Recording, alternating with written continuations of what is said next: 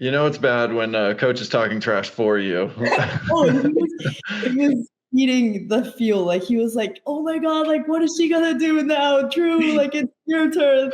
He was like, "I can't." And I was like, laughing at him. Welcome to Social Kick. We got a partial crew. I'm Brian Lundquist. We got Luke Paddington. John's off in Japantown, but joining us, representing some of the women NCAA swimmers who dominated the meet. We've got Miranda Grana scoring 40 points for the IU Hoosiers, highlighted by third and fourth place finishes in the 100 and 100 back and 100 fly. Also contributing to some relays. Way to go, Miranda. Thanks for joining us. We've got Piper Enge, Texas Longhorn freshman stud, finaled at her first NCAAs for the third place Texas Longhorns. Thanks, Piper, for joining us. Thank you. Yeah, really appreciate having you on. Thanks for having us. That's awesome. We're excited to get to talk a little bit about swimming in general, women's NCAAs, but we've been a few weeks since the meet. And so first I want to start with Miranda. What's been the highlight of the off season? And I'm sure you're probably back in the pool already, but everybody takes a little bit of a break post NCs, I would assume. So what did you do between, right after the meet and before getting back in the water? Well, I have nationals next week. Like I leave Saturday. So I only took 3 days and it was pretty much just like decompressing from all the stress from NCs and like all the pressure you feel from like since August. So like it was really like so surreal to just like take a step back and not show up to practice or something. Like have the whole afternoon by yourself. It's like, oh, like what do I do? And then like the day would fly by. Like that week, I was like, okay, I'll come back Thursday. So like Monday, Tuesday, Wednesday went by so fast. Like I blinked and I was already back in the pool. And I was like, damn, like I missed not doing anything. But like I feel like the highlight was just like being able to like release all this like stress we were feeling as a team and like as an individual. Yeah, totally. That's that's not a very long break. And so it's interesting to even feel like with that short of a break of 3 days that you're already feeling like, what do I do with my time? Because I feel like taper was that way too. You have so much energy during taper, even in the lead up to the meet. The like practices are not only getting a little bit shorter, but oftentimes like they're, let's say they're a little bit lighter, so you have more energy, and it's also springtime, so there's more daylight coming, and so you just end up with this situation where you're bouncing off the walls a bit, I feel like. So Just, like, I'm sure it's just totally magnified after the meet. You're like hanging out, you're like, what is this? Like, am I a human? Like I'm more than a swimmer, or like what is going on with me? Totally. Yeah. And then Piper, you had a meet today. So did you take a break either? Yeah, we took about a week off. This meet we had this weekend was just to get integrated into racing, like jump ahead. Just really rip off the Band-Aid with racing. It was tough for sure. But I did have a break. I'm from Seattle, and so I just got to stay home for a few days. Nice. And that was awesome. Yeah. Like it just totally felt like after, just like Miranda was saying, after like months and months where all you're thinking about is NCAAs, it's all of a sudden it's Sunday and it's over. Like, I was like, oh my God, what am I doing? And so it was really nice to go home for a couple of days and just like feel like I'm away from all of that. What was it cool having a home meet? I mean, did you have friends come over? Did you swim in that pool growing up? I mean, was it cool to be your home pool, or it just happened to be close by? Yeah. No, it was awesome. I mean, that's the big pool in Washington. That's where we go for every meet. Like I've had like every sectionals, every summer meet. Like that's pretty much one of the only long course pools we have. And I've swum there at least probably 5 times a year since I was 9. So like that is my home pool, my home racing pool. And it was so cool to feel like my whole community was behind me. Like they were all there to watch. Little kids from my club team, like really close friends of mine who I hadn't seen in a while. I could just like look up into the stands before my race and they were there, and it was the coolest thing ever. Did you? Sorry, Luke. We we heard all about this from John, who lives in Seattle, and his wife is a club coach up in Everett, where they live. And so a lot of the conversation was around like, you know, the process to get access to long course water. Did you guys have a long course pool where you were in Mercer Island, or did you have to travel to get to one? No. So where I live, the nearest long course pool is about 45-ish minutes away. And it's about 105 years old. It's outdoors. It's saltwater, 3 feet deep. Like, I think technically it's like 51.5 meters or something. Like, it's not regulation. Like, so it's a really fantastic system we have there. I was actually working with a program to try to fund new long course pools in Washington, because it's just a disaster. Like, my club team didn't have any training time at Federal Way. And so we would never get to swim there unless we had like high priority. Like when I was training for Worlds, I got to swim there for a couple weeks. But it's such a struggle in Washington to find good places to swim. And so it was fun to go home. At the same time, like, having to travel for any long course access is not ideal. Yeah. No. Mm-hmm. Piper, was there especially not for a 51.5 meter pool. Yeah. Yeah. I was going to ask, did you think you have an advantage with that pool? Because what about that pool was an advantage for you? Was it that you just knew how those walls felt, or you knew what the sighting was like for backs to flags? Like, was there anything about that pool that's different than the other pool? Yeah. I mean, I don't think you need backstroke flags for breaststroke. No, but I know. No. I think of Miranda, but she was at a disadvantage getting used to that. So, yeah. Right. Yeah. It's definitely, each pool is so different. And I'm lucky that I've had so many opportunities to swim there before, because the one thing for me that was so important is the amount of tees on the bottom of the pool. Like pools like that can change short course to long course. Miranda, I don't know if you noticed this. There were 4 tees going into the wall. And everyone who got there was like, what is happening? What's going on? I was like, how I know these already. Like, don't even worry. I got it. I have a unique finish in breaststroke where I put my head down the last couple strokes. It just helps me get my tempo up. My club coach helped me discover this little advantage for me.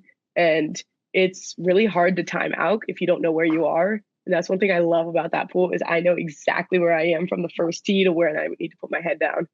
Sick. That's so Did you have cool. that issue, Miranda? Oh my God, I am not. I'm used to backstroke, and like flags are the same everywhere, so whatever. But they put me in like the 8 free relay and those relays, like also like fly. So like coming in Wednesday or like trying out the pool like Monday, I was freaking out. I was like, all my walls are off. Like actually, like my race in the 2 free, I was like, I usually like don't put my head up or like try to like keep those details in line, but like here I was like put like everywhere, all over the place, just putting my head up and like trying to figure out where I was. And like that first race did feel like really rough from like the tees, and like even Anna was like, I'm freaking out for the 2 because she was like, I just don't know where I am. I really want to know what in the hell is the reason to have 4 hash marks? Like, does anybody have a justification? I'd love to at least have an answer that explains all the swimmers go, like, I know it's confusing, but here's the reason why it exists and nobody knows. It's got to be like different setups for where the bulkhead is. There should be only 2, right? Maybe 3. Like, I can't think of 4 ways to configure that pool.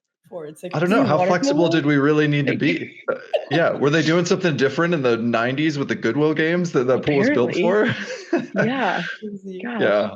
I don't know. I will say, like, Miranda, you said the flags are always the same, but when you switch to long course, it's different, right? Because their flags are 5 meters instead of 5 yards. Isn't that true?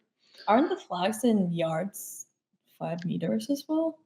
I thought the flags in yards are 5 yards, and there's 2 different holes to put the pole in for the flags. And so meters, right? It is weird switching from yards to meters, because that happened to me December when I had to leave for short course meters worlds, and I would have to I take 2 strokes for my turn, and I would have to take 3. And I was like, God, I just hope I don't forget in the race. And I'm like, so locked in. I'm like, okay, like do 3, like just remember. But it's also like we do this all the time. And I feel like backstrokers have this weird feeling. Like, I don't know if it's real, but I do think we have this weird like tingling feeling like Spider-Man where you feel the wall and like when to turn. Yeah. Like sometimes it's off, sometimes it like he hits the spot and it's like, yeah. Let me tell you, I don't have that. The past couple of weeks when we've really made the shift to long course training, doing IM work, I go in for my crossover turn and I go to flip and I'm just nowhere near the wall. Well, let's talk about that. Let's talk about that switch, because like some swimmers went to Sacramento and 5 days later setting, records, best times and stuff, long course.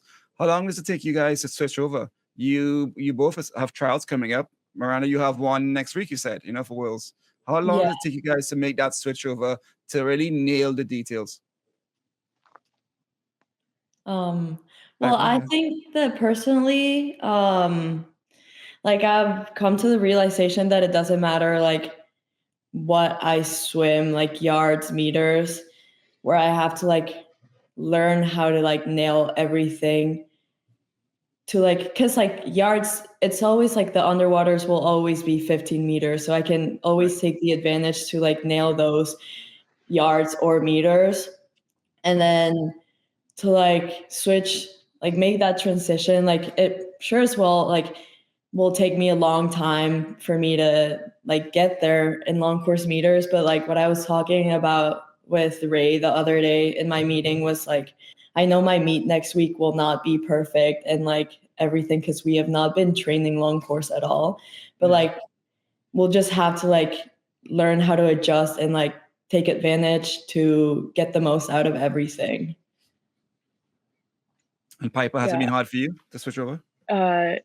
I wouldn't say it's difficult because all fall we are super lucky to have a facility that allows us to switch back and forth. So we do 2 or 3 long course practices a summer through the fall and winter. Only when we started like getting ready for champs, we would do short course all the time. And so for me, like this being my first year, that's been so helpful. I think it was really good for my endurance, as well as like being able to make the switch has been a lot easier because it feels more normal. It's not the shock of, oh my God, this is so long. But it's definitely a new stroke for sure. Breaststroke long course is so much longer, just the lengthwise in stroke. And it's a whole different beast, as I was learning this weekend with racing. And so it's gonna take me a minute to feel fully ready in that, but that doesn't mean that I can't like turn it around for pro series and be ready to race. Right. Yeah. So Piper, on that, I wonder what are some of the other like big adjustments that that took place for you? I mean, both of you went through program changes this year, right, in different ways. So Miranda, it's your second year in the NCAA, but this year with the new team, and then Piper, you experiencing the college environment for the first time, having a lot more access to long course water, and that being incorporated on a regular basis is like a pretty big change and a toll on the body. I can remember as a freshman college swimmer in the fall just being so beat down too. It's like, this is a level of training that I did not know existed, and upperclassmen were telling me, hey, just get used to being tired. Like that's normal. And that actually made me feel better that I was supposed to feel tired all the time. And so like, what else, Piper, has it been like for you just making that adjustment to be a college swimmer at an elite level?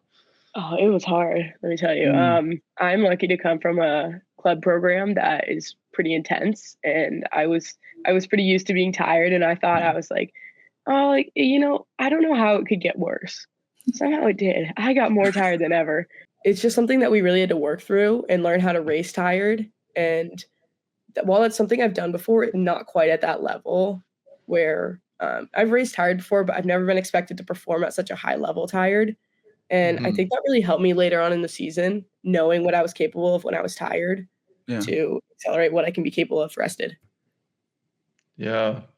Yeah, I want to double click on that for a second too, because you went your best times of the season. You went best times of the season, but your best times came from January, right? And then you had a solid NCAAs. Didn't quite go the best times at that meet. What were some of the learnings as you talked about, like how to swim tired, how to be ready for the big meet, and then how, like, what are you taking away from those experiences that you had this year? It's got to be encouraging to have best times, but then also you want to time them right as well.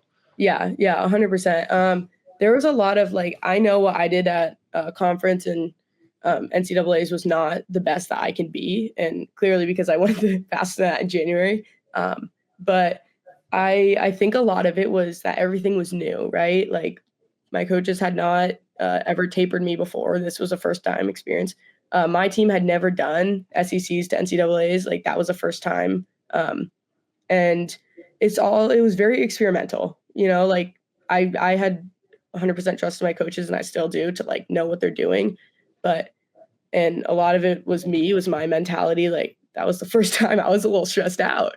But there's definitely a lot to lean into and to learn from what we did last year to bring into next year.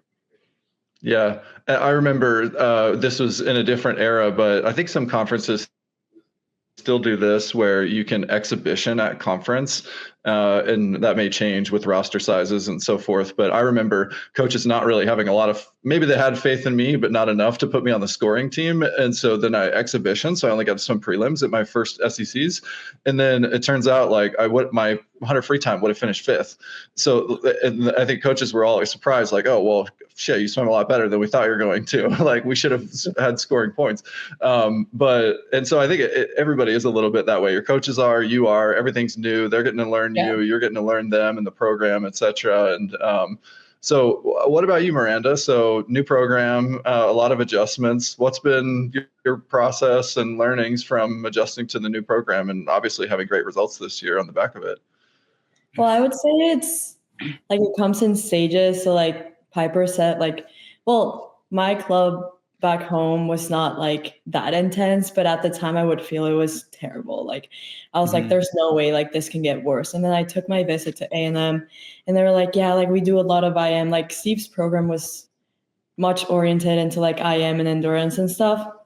And so when I like heard it, I was like, oh yeah, like I'll be fine because I've swam IM but never like raced it. And so I was like, I can like survive through this. And then I got to A&M and I was like, what is this? Like just like getting beat and then class and then run. And then the campus is huge. So you have to get from one place to another and then meals. And like, you have no idea what's going on. Like you're like it's just like so shocking. Like freshman year is like, whoa. And so like coming from A&M, like I was like, there's no way that like it cannot get worse from here. Like I've experienced it like at the fullest.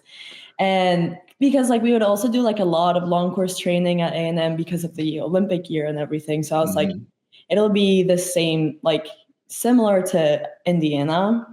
And so I moved in the summer and I think that helped me like adjust better because I didn't have class or anything. So the only thing I would do was swim and then come back. And I am so thankful I only did that because, oh my God, the training here, like, I'm sure like it's hard everywhere, like at this point, but we would go outside and I don't like training under the sun because I think it like gets me more tired quicker. So we would go a long course outside like every other day and stuff. And I would just be dead, like come back and take like a 3-hour nap just to go out again and feel exhausted, like mentally and physically. But I do think that sets you up to like success because it sure as hell like teach me a lot on like mentality and like all of what you can like the things you have to adjust to like get to the point where you get to a race and not everything's going to be perfect. Like not everything is going to like turn out how you want it to be. So like just like experiencing like hard training and like going through all this stuff, like it does like sets you up to success. Completely. I want to ask you, Miranda, because I'm reflecting, we all know about the hard work. We're talking about it. we had Johnny Marshall on from Florida, and he shows up 15 minutes early to jump on a podcast. He goes, Texas time. I'm sorry, he goes Florida time. That's a Florida mentality. He goes, it comes early. I remember the hard work I went for my freshman year, and my swimming started to get good. Not when I was doing the hard work, but when I realized that every meter mattered. Every meter I did, I was thoughtful in it. From the warm up to warm down, I just paid attention to it. And it took me a while, and that mattered to me. And then your teammate, Jason, Jason has a thing saying work works. Put in the work, but work works and works out. Is there something that you've clicked personally that has clicked in your head now that you're seeing the dividends? Yes, you're working hard, but Piper, like you said, working hard and performing during the hard work, that's something you're having to click and realize. What about you, Miranda? Is something that you've clicked and got you to that next level? I think I clicked in, like, the people I get to race at practice is the people I end up at finals with. Like at Big Tens, I would like be with Casey and Maya all the time. And so it's just like confidence. Like it's all in, like, I always put myself through this during practice, like 6 days a week. And I don't see why I can't have the confidence to just put it all out there. And like Ray teaches us to like, he like would ride like 200 pace, but in reality, you have to go much faster than that. And he's like, hold that. Like you need to learn how to hold this to like go into your race and be confident and be like, I already did the hard part. Like this is the fun part. And like where I get to like enjoy and see all the hard work I've put like the past few months.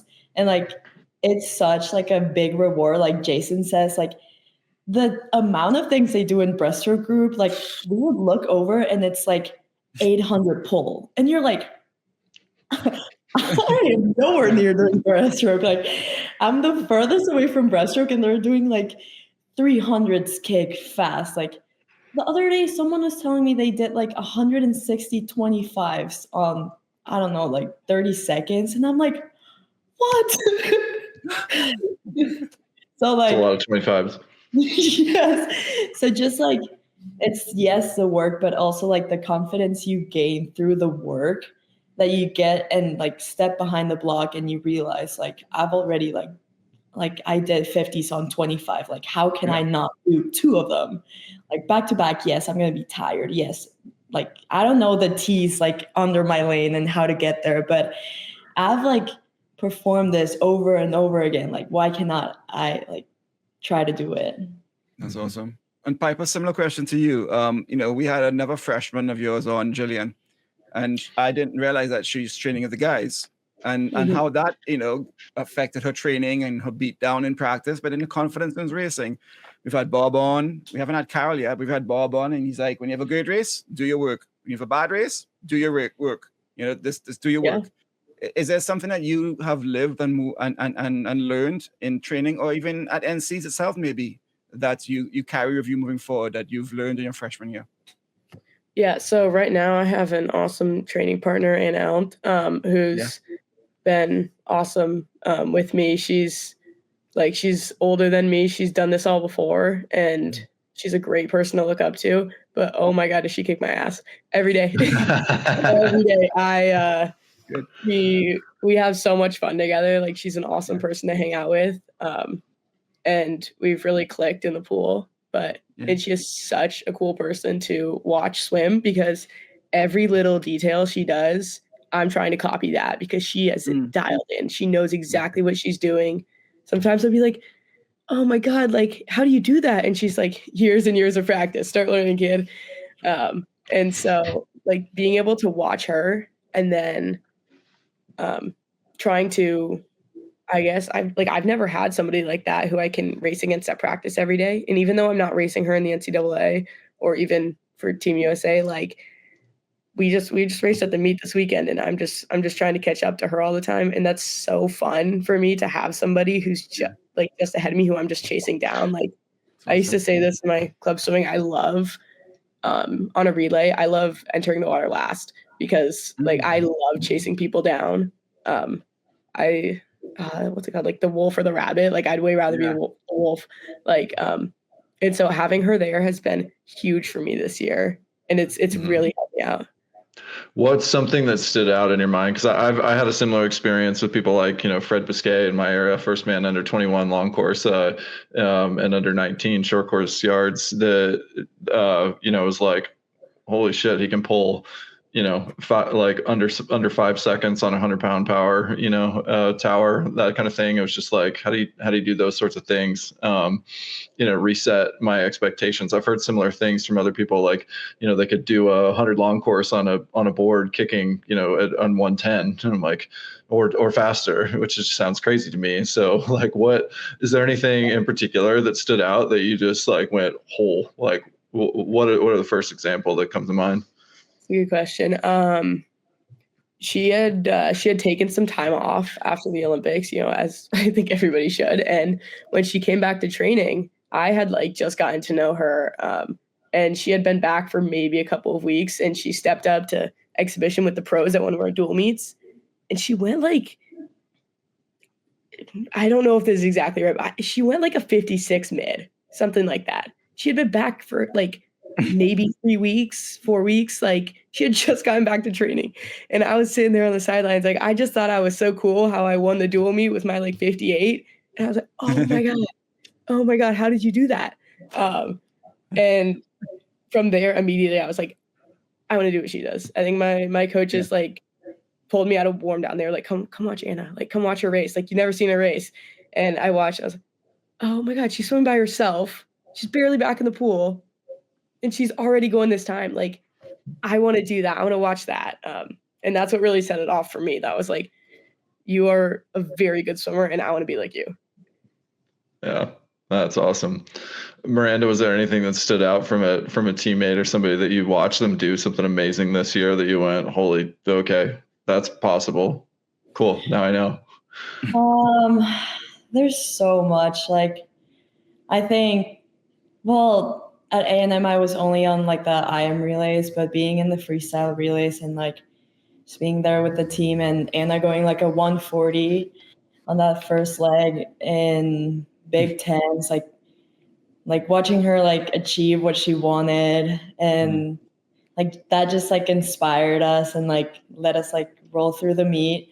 But also a practice, like Casey McKenna, she has amazing underwaters. Like, she always has to like put her suit on before she would race at big meets, because like I think last year at Big Ten she got us disqualified from the second or third wall, like from the 100 bag, because she went past the 15. And like I think like underwaters are such like a good thing to have in your pocket, because they're so like, it's so much faster to go underwater than on top. So just like doing the Mona Fin sets next to her every Monday, Wednesday, Friday, just trying to, because we would have different intervals for men and women, and she would just go with the men, and I'll be like, oh my God, like, wait for me. Like, I cannot do this, because we would do like 25s on 15, and she would just go straight into the other round. I'll be like, oh, like, please.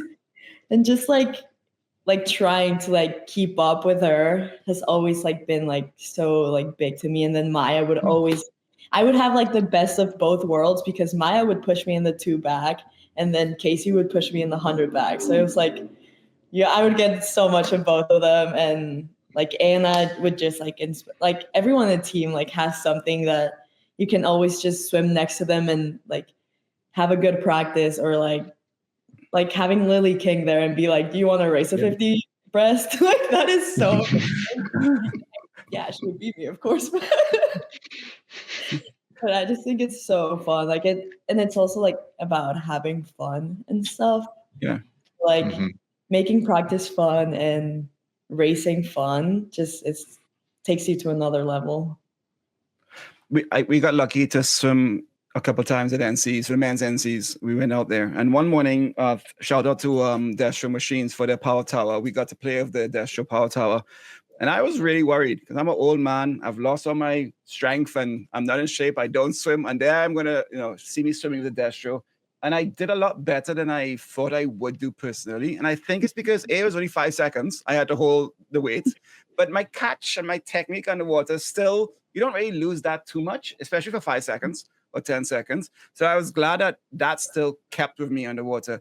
Is there something you do, Miranda, that maybe the other athletes who are seeing you for the first time, they go, dang, you set it up really, really well.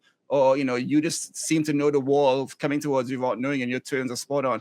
Is that something that you do that the other swimmers are like, damn, we can learn from you?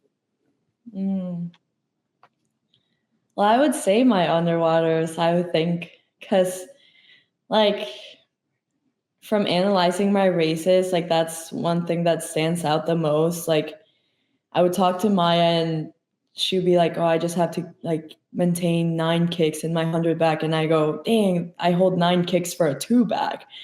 Like I just always like try to dial those in. And for my backstroke, like those 15 meters, but I've also like came to the realization that I can do it on my stomach as well. And that really helped me in my fly, because like I never thought I was a 100 flyer. And then I was in the, like it turned into my 3rd event, and last year at NC's didn't make it back. And I was like, ooh, phew, like I don't have a double. But this year, like I was like, I need to make it back. Like there's just no, like it was just crazy to me as well, like how much faster everything was like in backstroke than fly. Cause like I made it back in the fly, like no problem, but I almost did not make it back in my event. And I was like, how am I like 6 with I was like tied for 6 with a 50.2, had dropped like half a second. And I was like, whoa, like hold on. But yeah, like my underwaters and fly have gotten so much better. And like, I feel like that really helped me go the time I went at NC's and before like Big Tens. And Piper, what are you doing your last couple strokes? You said, what's going on? I put my head down, so I don't breathe my last couple strokes, which let me tell you is a tough one in the 200. But 3 or 4 strokes, I'll put my head down and pick up my tempo. And there's still been a lot of adjustment. That I've been doing it for like 3 years now, maybe 2, but 3 years. And it definitely took a lot of learning. My club coach originally proposed it to me. She was like, no, hear me out. You just put your head down, your tempo goes up, you get to the wall faster. And I was like, bullshit, that doesn't work. I was like, there's no way. So we timed it out. We did like 6 trials where I would swim in from the 15, and at the flag, she would start her watch, stop it. And every single time I was like a solid 0.4 or 0.5 faster. And I was like, I cannot believe this works. Nobody has done this before. Like, as far as I know, I have not seen anybody, especially from my generation, do it.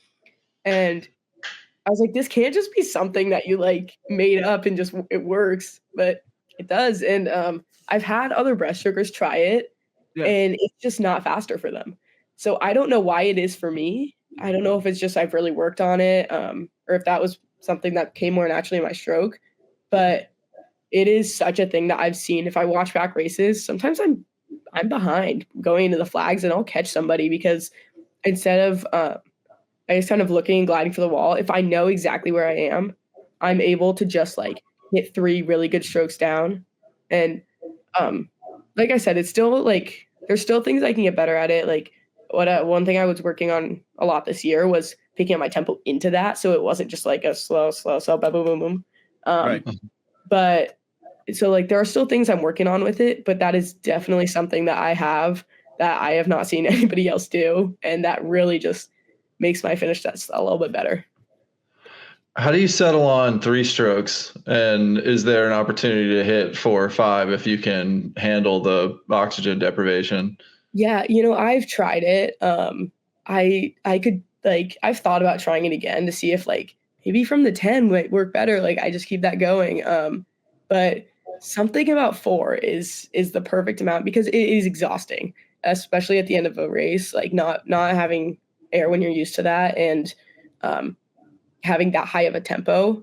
Like I feel like I'm finishing the 100 fly or something. Like and so I don't know if it's that it takes that little more effort, and maybe I could work on that at practice and build up that endurance. But 4 is seeing the 3 or 4 strokes is pretty much the optimal depending on how far I am. Obviously you can't predict a perfect stroke count. Maybe more talented people than I can do it, but I can't predict a perfect stroke count. So wherever I am, that's how many I know I can take either 3 or 4 with my head down.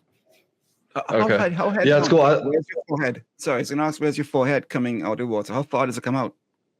Yeah, it's just like my face just, I think I just stay really low in the water and just like try to, obviously your head needs to come out to be legal, but I'd say I get to about like here, like and just trying to like keep my face in the water.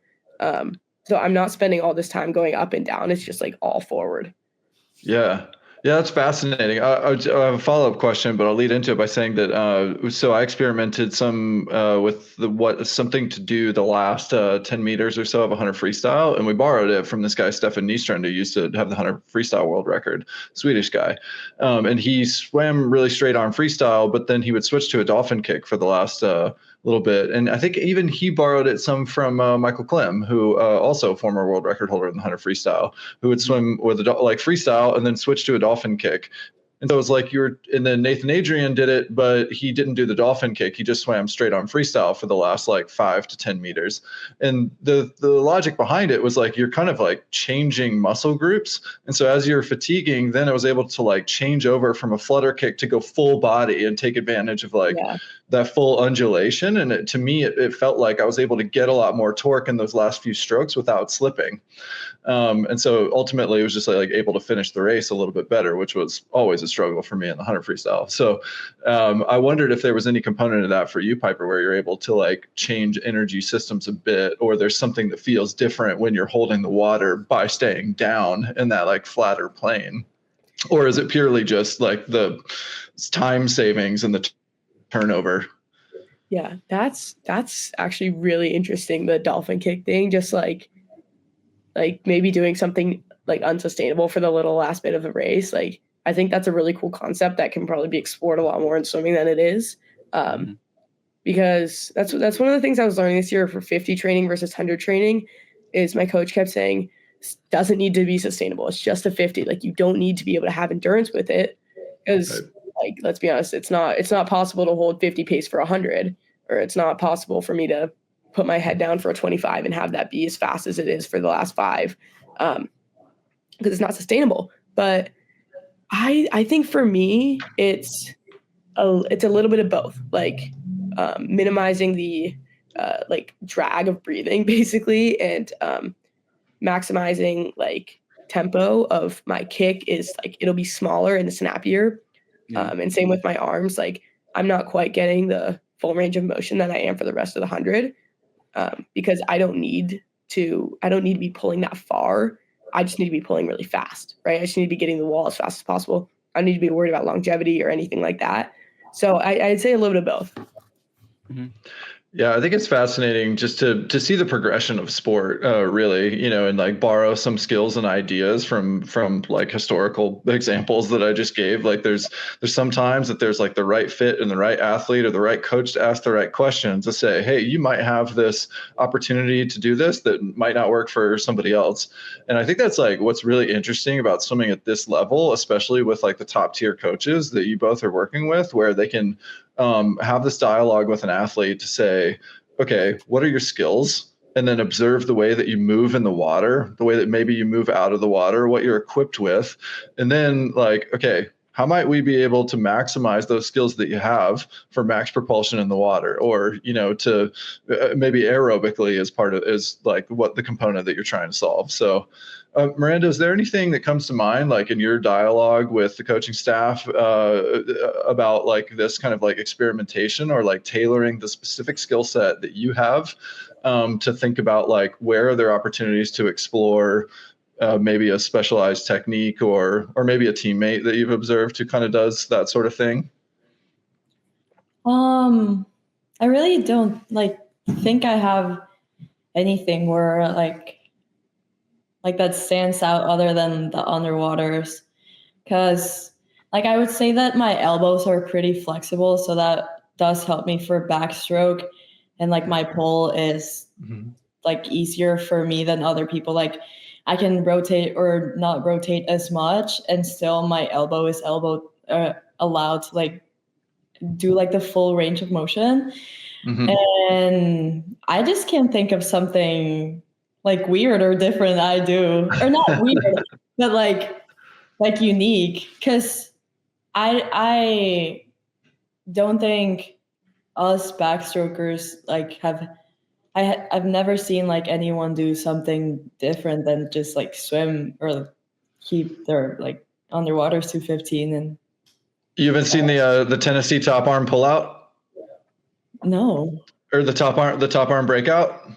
what is that? They'll like a dolphin kick on their side and then do this. I think Kira Toussaint would do it, and then do this like dolphin kick on the side, but the top arm does this like pull and around. So it's, I don't know, it's funky looking. I'll find a video and send it to you. Oh. But it's like a non-traditional breakout, essentially. So, and it's all about just like finding ways to, you know, to move differently in the water. I mean, another example is Ryan Lochte. They changed the rule to this where you can't dolphin kick on your back coming off the wall in the IM, but he would dolphin kick on his back and then switch over to his stomach. And so just little things like that, you know, that come about. It's like, well, that came about because, you know, I think he was being coached by Marsh at the time. I said like, hey, you're faster on your back, period. Yeah. So try this. Yeah. I was going to ask, talking about Tennessee, Miranda, let's go back to NCs. You guys were battling Tennessee on the point score overall. How was NCs overall? What was it like to be part of like a big team battling for a top 3 spot, you know, a top 5 spot? How was that? Were you guys watching the points as we went along? Exciting? It was mind blowing. Like coming into NCs, we sat at our dinner, and before in season, we were like setting up goals, and the girls go like, what if we go like top 5? And I was like, there's no way. Like at Big Tens, I really don't even know like how points go and stuff. And at Big Tens, like they were keeping track of points, and we like got second. And like I think they were like expecting to win, and like all these expectations from last year. So like coming into NCs, I was like, do you guys like really think we can do this? And they were like, let's just put it down like for the sake of it. And then just coming into the meet, we had like a rough first day, but then second day was kind of good. And then the third day, like we had like I wasn't ranked that high, and just like performing for the team. Like for me, it was just like crazy making it back both finals. And like that day, well, I was getting sick Sunday, so I was so worried. I was like, this is not like how I was expecting NCs to go, and just like feeling kind of sick throughout like Wednesday, and then the teas like just messing me up, and like I don't even know what happened Wednesday. And my coach like Ray saw me Thursday, and he was like, do not like come to finals. Like I want you to stay at the hotel. You have a big day tomorrow. Like I want to try this with you and see if it works, where you like rest up and see whatever happens tomorrow. And it worked. Like I showed up in the morning, no expectations whatsoever, and just raced, and fortunately made it back. We made some points up, and then coming into the last day, like we were expecting like me and Anna to make the A final in both events, like the 2 back and the 100 free. And we both didn't make it. And we were like, this is going to be tough. Like that's where we started looking at the points, and we were like, I didn't know we were this close. Like what if we get 4th? And then the talk started whenever, because I think last year they didn't have the 4th trophy. They would only have like 1st through 3rd. Okay. And they brought it back, and they were like, what if we get this massive trophy? Like, and so just all of this, like, oh my God, like we can do it. And we just like put our minds like outside of it, and we were like, let's just not like think about it that much.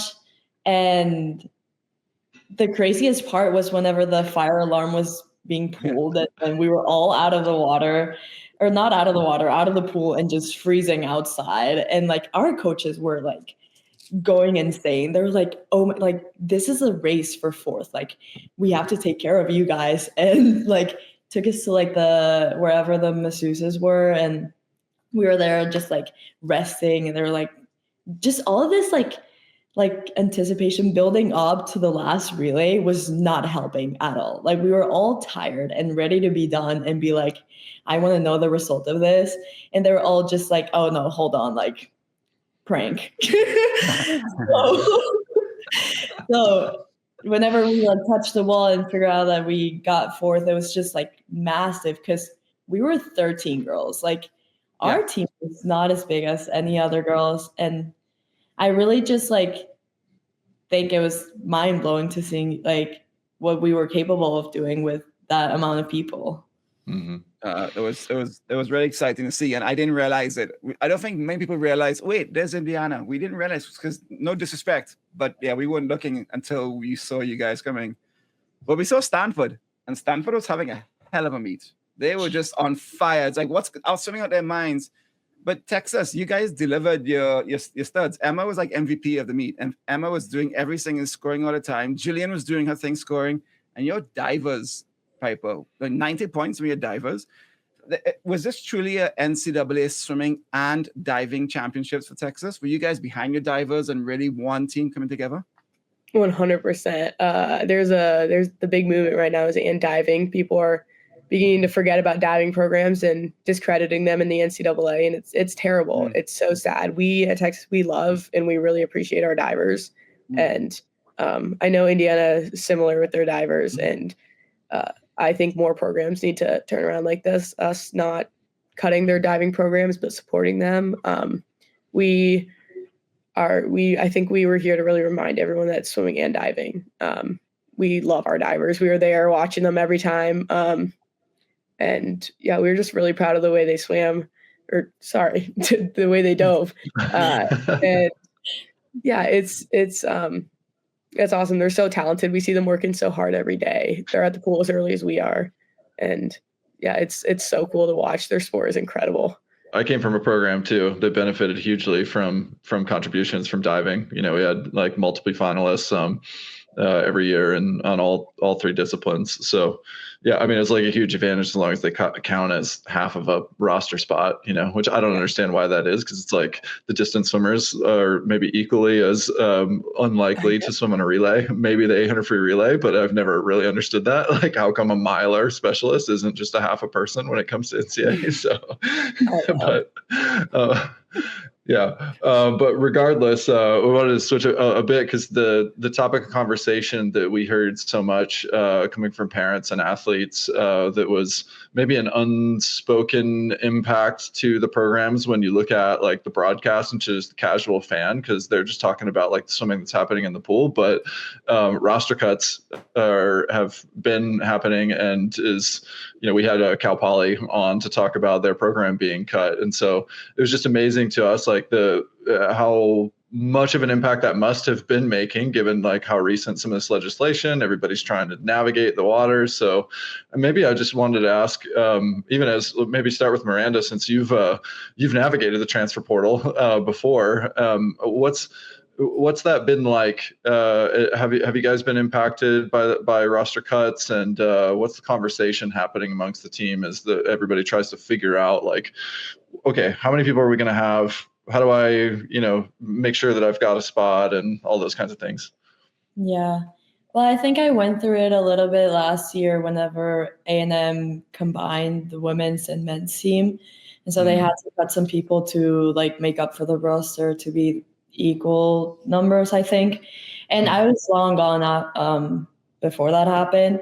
But one of my friends was cut, like my roommate, and just like seeing the impact like in such like a close friend, and like how that like I don't even know how to explain it. Like, it's just so sad to like think this happens to multiple people, and like how now it is happening to a lot, because back then it was just like because they combined the team, but right now it's like all these programs are cutting their swimmers. And for example, like here in Indiana, like the talk since the beginning of the year was like one of the topics was who is going to get cut. Like it was always throughout the year like a battle to see who would step up in the team and like prove their spot. But I just don't think that's fair, because we can always have like a good year or a really, really bad year. Like you don't get to decide.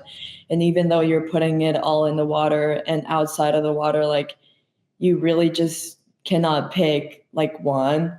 And to think that coaches like have to make this decision where they decided to bring this swimmer to their program, and now they have to like decide which of them to cut just to make like the limit. Like it's just so sad to like think about it and go through it. Like friends of us like getting cut and going through the transfer portal and when I was in the transfer portal, it was scared, but I did know where I wanted to go. And I was so lucky to like get an offer and everything to work out the way it did. But I just can't think of people that are going through the transfer portal and how like populated it is right now because of the cuts and everything that's going through. And like, I think it's just so tough for everyone as of coaches, athletes, parents, most of all, and friends. Like you're losing friends, or not losing friends, but like you don't get to see them every day, and it's just like a different reality. Yeah, totally. Piper, you just navigated the experience of being recruited and then signing, and like imagine that you were a high school senior, or and then suddenly coach calls and is like, "Hey, sorry, we don't have a spot for you anymore." Like that's reality for some athletes now. So I don't know what comes to mind for you on this topic, Piper.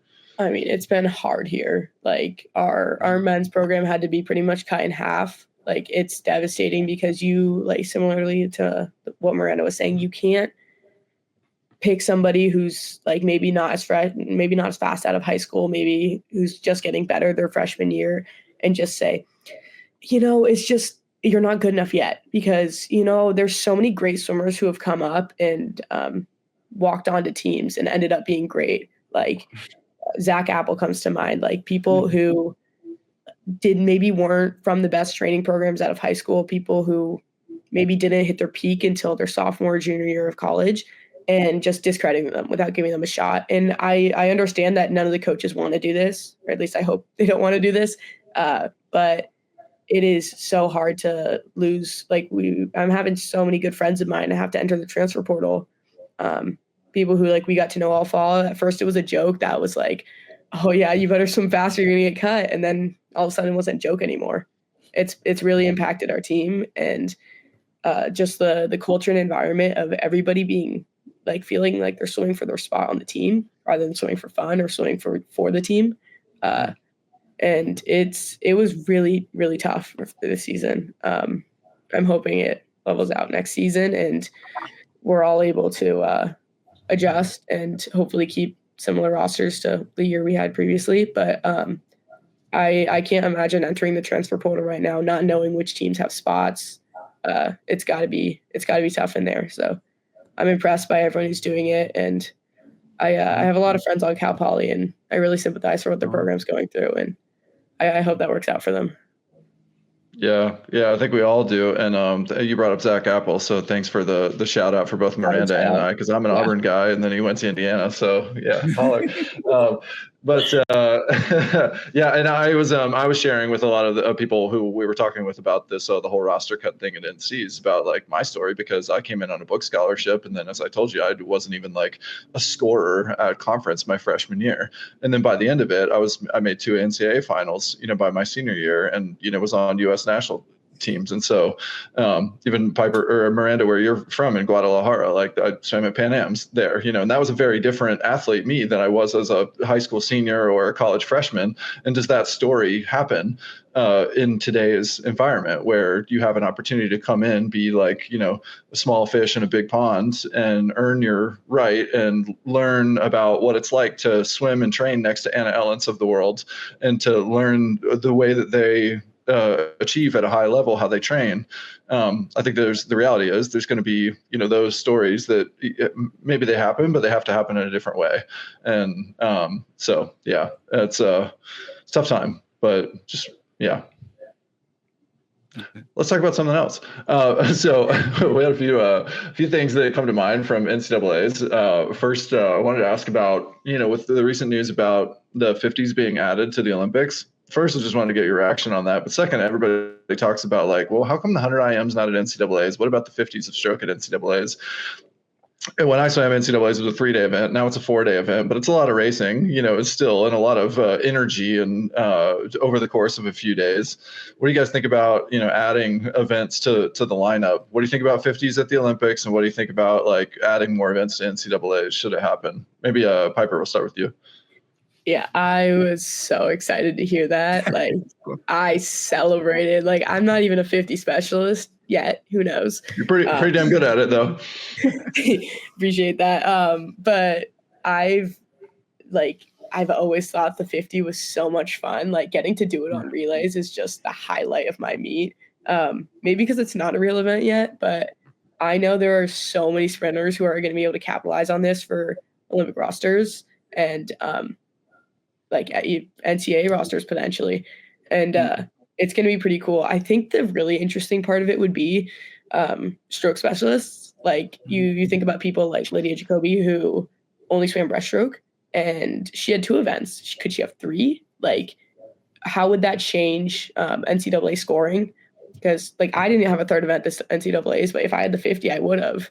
Who knows how the points would split up, and if people would end up like Miranda, you might have not ended up doing fly or something like. Who knows how that'll affect different stroke specialties. I think it could be really interesting and really fun. There's a lot of people who joined that sprint revolution and train for that, and so who knows how they must be ecstatic about this. I think it's a really good opportunity, and hopefully I can capitalize on it someday. What if they had to, I'll follow up and ask you, Miranda, but I do wonder, Piper, what if they had to take away an event to make room for the 50s? Is there anything, what would you drop from the NCAA event order to make room? That's a great question. One event for all 4 50s. Oh, yeah, I don't know. Like maybe it's all the 200s. I don't know. Maybe we get rid of the 1650. What do you want to do? Who are you going to piss off by this answer? Lillian Cox is my roommate. I can't do that to her. She was so upset with me. If it was me, I would drop the mile immediately. Yeah, I would get rid of the 200 of stroke. It's too long. I get tired. Fair enough. I think we all get tired. If we try to do that double, that'd be way worse. Yeah. I don't know if given the opportunity I would switch them out, but if I had to pick any event, I would pick that. Yeah. All right. Miranda, what do you think? 50's a stroke. I don't know. I think the 50s are so hard. Like one thing goes wrong, your whole 50 just bombs. Like I used to love a 50. I would consider myself a sprinter, 50 backstroker, long course. Like I was like, yeah, like this is my thing. And then like I had one time that's like one thing went wrong and my whole world crumbled for 29 seconds. And I was like, yeah, this is not worth it. I would rather have like much more meters to like work on if I like mess up on my start or something. Like you have like more room to like make up. But I would say like the 50s are fun and they're fun to watch. Like it'll all come down to like who gets to the ball first. And I would say like if I had to switch it for an event at NCs would be the 200s. The 2 bag is so hard. But I wouldn't like, or the 500. I don't think the 500 is a real event. Like, Julian isn't listening. Yeah. Like, I don't know. Why not make it 400? Rangers say it's like 200 freestylers think it's too long and milers think it's too short. Like, yeah, but no, even 400 freestylers. Like we've talked to elite world 400 freestylers, and every one of them says the 500-yard freestyle is harder and worse than the 400 long course. They would much rather pick a 400 freestyle long course. So okay, take that away. Put the 50s. Yeah, I think everybody. Okay, I'm with you on that one. And then I don't know why the 1,000 exists as an NCAA event, even though it isn't competed at the championships. What's up with that? Isn't that the only one too? Yeah, it's I don't get it. Well, I guess like 50 back in a it. way. Yeah. Yeah. I don't know. All right. Another topic, DQs. So I wanted to ask it, like Florida had a big DQ when they DQ'd the 2 medley relay to lead off the meet. And after winning it. And so that made a huge impact in the men's meet. And I can't remember if there were any like major DQs in the women's relays. I don't think so. But like when we think about DQs and the impact that they can have, especially how many points like relays are or an individual win, I'm just curious, do you guys think that there's any opportunity to like do it better? And the idea that I had was like triathlon recently changed the Ironman time penalty from drafting of 5 minutes down to 2 minutes for a 70.3 for a half distance race. So they're basically saying like, hey, let's not make it like end your day or for a team in swimming, like let's not make a DQ end your meet or drop you significantly. Maybe it's not that, maybe it shouldn't be that way. So I don't know. What do you guys think about like the way the DQs, the whole system works? And is there anything we can do to improve it, to make it more exciting? Yeah, I kind of agree with you there. Or like with the triathlon thing is I don't think that fall starts that close should be eliminating. Like this might be biased, but at SECs, our 400 medley relay got DQ'd on the for I think it was 0.01 fast, like faster than the threshold. And oh my God, we were like, obviously we're like, okay, it's SECs, like we're still gonna win the meet. You get to learn without consequences, what Carol says, which was a good opportunity for us. Like didn't happen again. But it was also like really 0.01 cost us however many points it was. Like I think the time penalty is a good idea. Like saying, okay, you did this for every 0.01 is a second or something like that. Like something that should really offset it. But it's not like she left a full second early to gain an advantage, like they're trying for perfection, not to go early.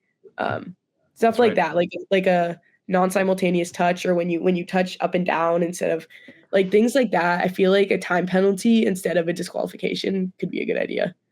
Yeah, or like 5 dolphin kicks underwater on your pullout. I mean, why not? Maybe there will be a limit of when you do a certain. Yeah, that's too far. 2 flagrant fouls out. Let's be cautious there with that 5 dolphin kicks. I struck a chord. Miranda, what do you think? Anything on DQs? That is like a really good idea. Like if you go 0.01, then you add like some time, because I also like question the like how true was like I don't even know how to explain it, because like I would say like we should have a very like better testing in like the touch pads, because I also read something else about some of the other times being so high and some of the other times like being so low at the NC's meet. And that just made me like actually question if it was a DQ or if it was just like a technicality thing on the touch pads like part. Because like if it was, like whose fault is it there? I just like don't know. Like I think that is like interesting to like think about, like not the swimmer's fault, but like what if the touch pad was not accurate on the exactly. But yeah, like probably adding like some time if you go by like 0.01, or like I think there should be like a limit to like how fast. I don't even know, because like you already have a limit, so like why try to extend it? And like you come across all these like other things, so yeah. But I think your point about the touch pads was like, I had a real question about the accuracy of the touch pads, because we kept seeing so many relay takeoff in the results showing 0.99. I'm like, there's not that many people who are eating a sandwich on the block. What's going on? This can't be right. And yet at the same time, we're DQing people for -04. And it's like, well, if -04 is legit, then what's 0.99? Because I know that didn't happen multiple splits on the same relay. But that's the official results. So either there's something happening and they just said, fine, whatever. They got 35th. Let's just, we don't need to fix their result. I don't know. It was annoying to me, but I highly sus, I'll say, on the, like the quality. Yeah, it was weird. It was so weird because then how can you prove it was not a DQ? Like, how can we actually know? We can't. So like, how do we know it's accurate and like, this is actually happening?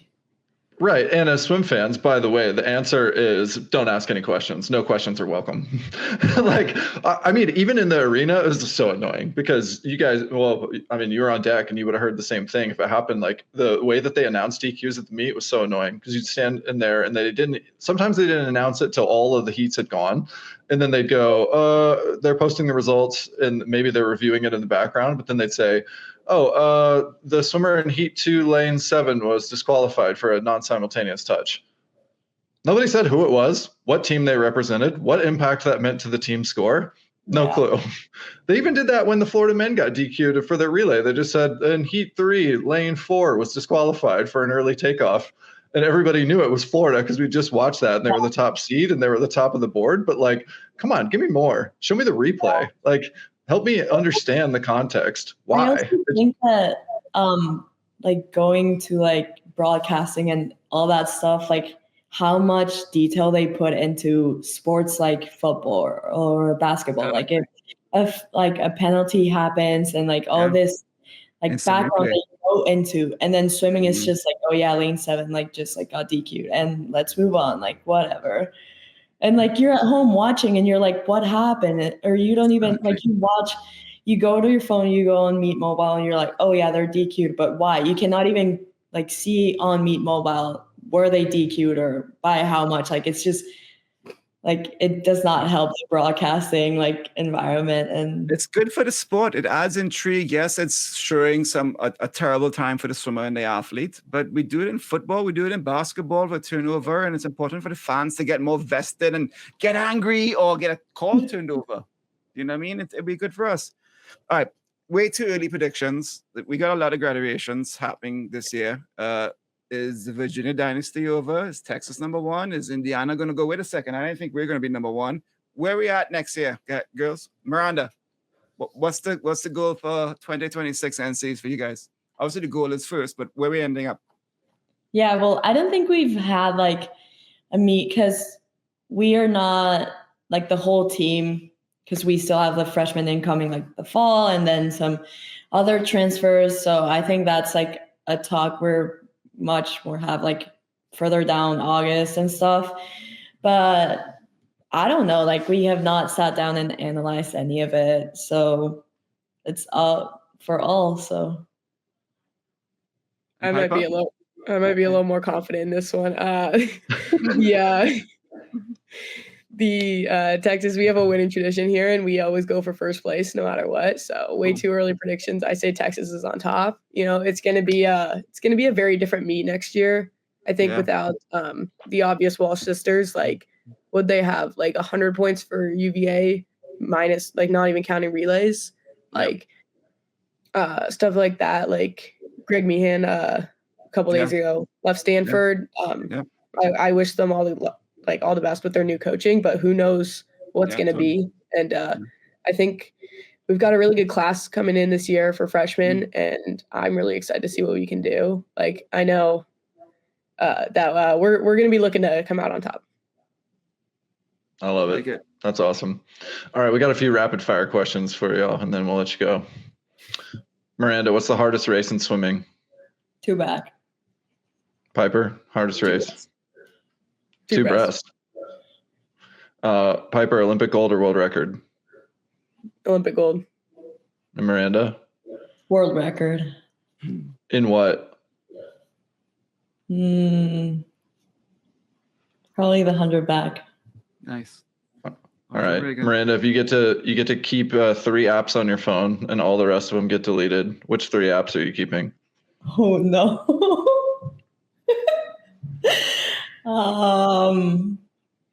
Instagram, TikTok, and iMessage. Oh no, my photos. Delete iMessage. Keeping the photos, okay, but no camera to take the photos. Got it. Oh yeah, no, you can take them with an Instagram, so I guess it's fine. I can get a camera and then download them. All right, it's interesting strategy. Okay, Piper, what about you? I'm gonna say Apple Music. Don't hate on me, Spotify people. I'm gonna go iMessage and Brawl Stars. I would say that's what I spent the most time on my phone doing. Heyday. Heyday. Oh, fantastic. All right, Piper, what's the hardest set you've ever done? I can never answer this question. I don't remember. Traumatized. The hardest set I've done in the past month, I can answer that. 1650s on 130, as fast as you can go last Saturday. Man, odds off the blocks. were you guys taking lactate during that? What? Were you guys taking lactate during that? That sounds like high lactate. Nope, it was just you've been back in the water for a week. Let's rip off the Band-Aid with quality and see how fast you can go. The answer was not that fast, but oh my gosh, it was hard. I can't imagine you're doing too many 3 strokes head down at the end of that set. Yeah, none of those had a good finish. No, it was more touch the wall, not get to the wall. Sounds brutal. All right, Miranda, what's the hardest set you've ever done? Probably 30 50s on 130 purple. That's pretty awful. Yeah. All backstroke? Fly? What are you doing? Yeah, I went 20 backstroke. Well, when I go into these like type of sets, I just go like how far can I go back until I die, and then I just switch another stroke. So I went 10, and then this guy was next to me and he was doing IM, and then he was just switching to backstroke for 10. So I was like, okay, I'll go some. And then I started beating him, and I was like, oh, okay, I'll keep going. And it was so funny because Corey, our coach, was like, oh my God, Miranda's beating you to the wall. And he's like, no. But he also like had 10 fly before that, so I will not blame him. You know it's bad when coach is talking trash for you. It was eating the fuel. Like he was like, oh my God, like what is she gonna do now? Drew, like it's your turn. He was like, I can't. And I was like laughing at him. Oh yeah, he's never gonna live that down. All right. Last question then is Piper, how much social kick are we able to squeeze in? I know that Bob's against it, so what's Carol's policy? You know, I'm gonna expose Bob. He's been a little lenient with it. We train with the men at least once a week, and I think it's because we train separately all the time. But he likes to give us at least like a 200 to talk sometimes, like maybe every other Friday. Carol doesn't do social kick that much. Maybe 100 with warm down. Man, I would like a little bit more. Maybe we can petition for that next season. I'm encouraged by this. I feel like we had a positive influence on Bob when we outed him about his hatred for social kick, and since then there's been some sprinkles of daylight. So let's keep it going. I like this. We need to rub it off on Carol too. But really Miranda, excited. what about the Hoosiers? What are we doing? Are we doing any social kick up there? We like to talk. We always most of the times during my practices of the week, we would do like a 200 in the beginning of warm up. So like 200 swim and then 200 social kick to like kick it off. Hell yeah. That's right. That's the way. That's the way to kick us off too. Thanks so much for hanging out with us, Miranda, Piper. So much success wish to you both as you continue on your paths, fast swimming. We're excited to see it. And you're welcome back anytime. Thanks for hanging out with us. Thanks for having me. It's awesome. Awesome. That's it for this episode of Social Kick. We'll see you next time. See you guys. Hey everyone, thanks for hanging out with us. If you enjoyed this episode of Social Kick and you'd like to see more, subscribe to the channel. And we love talking swimming, and we'd love to talk about swimming with you. So leave us a comment and we'll see you next time.